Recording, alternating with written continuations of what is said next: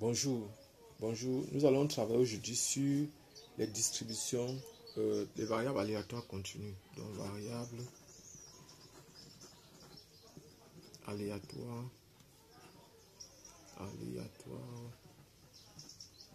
continues.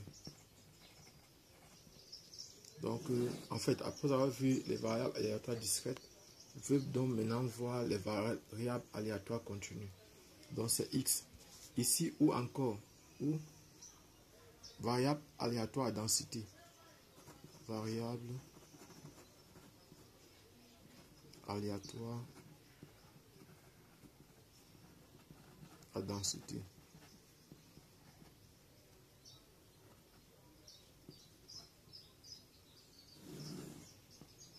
Variable aléatoire à densité. Donc ce que nous allons faire ici, c'est quoi? C'est que nous allons dire soit f une fonction, soit f une fonction, nous allons dire que soit f une fonction. On va d'abord définir ce que c'est qu'une densité de probabilité. F est une fonction densité de probabilité c'est seulement si les conditions se sont remplies. C'est seulement si les conditions sont remplies. Première condition, f est une fonction positive.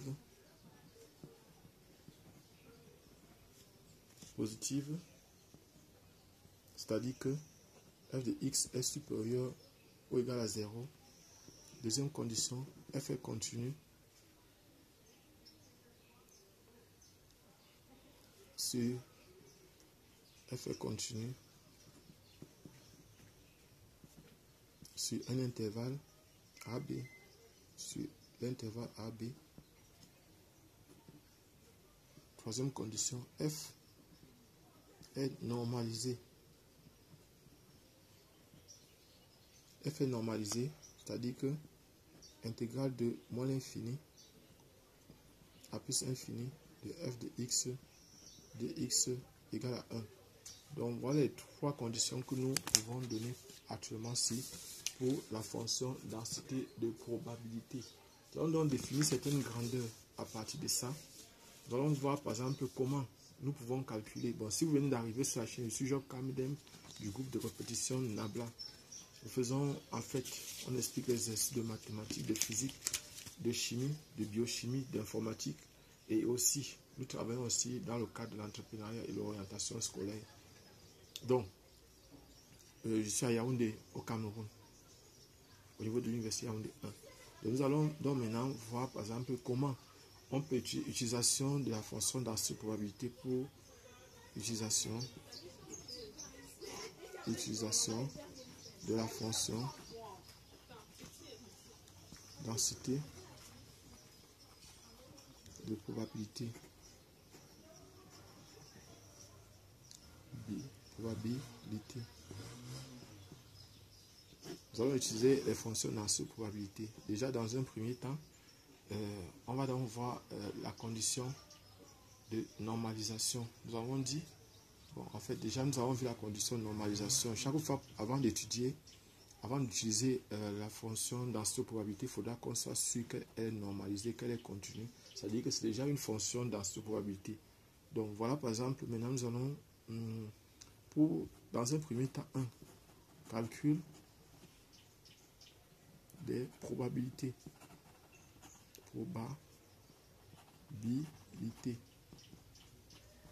Donc si on a un événement où on a P de x inférieur ou égal à A,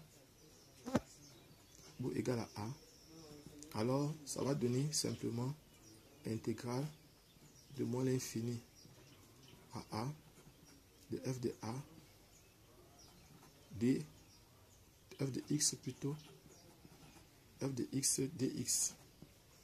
Donc je dis encore, c'est intégrale de moins l'infini à A de f de x dx. Donc voilà ça. Ça c'est pour la probabilité.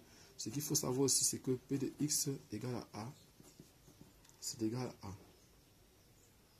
Donc normalement ici, là, ça va donner 0. Donc ça signifie que P de x strictement inférieur à A, c'est la même chose encore que P de x inférieur ou égal à A. Donc les deux probabilités sont égales ici. Nous allons aussi maintenant voir comment on utilise les probabilités des événements, comment on calcule les probabilités des événements contraires. Si on a par exemple P de x qui est inférieur à A, l'événement contraire de ceci c'est x supérieur ou égal à A. Et la somme des deux probabilités donne toujours 1. Donc la probabilité d'un événement avec son événement contraire donne toujours 1. Donc comme par exemple, comme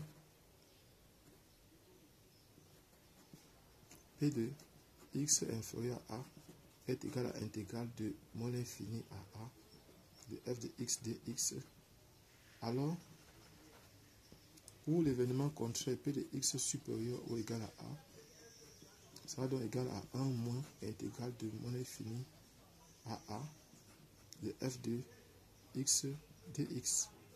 Donc voilà. On va donc voir les formules de calcul. Donc maintenant 2.